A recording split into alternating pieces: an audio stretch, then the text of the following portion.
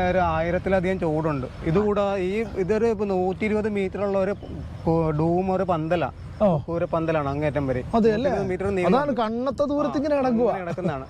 തൊട്ടപ്പുറം വേറൊരു വെറൈറ്റി ഇങ്ങനെ അതുപോലെ എല്ലാം ഇങ്ങനെ വിളവായി കിടക്കുകയാണ്. അത്രയല്ല, നമ്മൾ കൂടുതലായിട്ടേ ഈ സുബേഷൻ ചേട്ടൻ എനിക്കൊന്ന് ഇതിന്റെ കായ് ഫലത്തേക്കാൾ കൂടുതൽ വിത്താണ് ഇതിൽ നിന്ന് കൂടുതൽ പ്രൊമോട്ട് ചെയ്യുന്നതെന്ന് പറയുന്നത്. വിത്തുൽപാദന തോട്ടം വേറെയുണ്ട്. ഇപ്പൊ തന്നെ കഞ്ഞിക്കുഴി പയറാണെങ്കിൽ കഞ്ഞിക്കുഴി പയർ മാത്രം, പ്രിയങ്ക പാവലാണ് പ്രിയങ്ക പാവൽ മാത്രം, ക്വാളിറ്റിയുള്ള വിത്ത് ഉണ്ടാക്കി. ഇപ്പൊ തന്നെ പിന്നെ വിത്ത് കൊടുത്ത് ഒരുപാട് ആൾക്കാരെ പറ്റിക്കുന്നുണ്ട്. 50 ദിവസം അവിടെ തൈയൊക്കെ തമിഴ്നാട്ടിൽ നിന്ന് കൊണ്ടുവന്നിട്ട് ഇവിടെ പിന്നെ വില കൂട്ടി വിൽക്കുന്നുണ്ട്, കർഷകരെയൊക്കെ പറ്റിക്കുന്നുണ്ട്.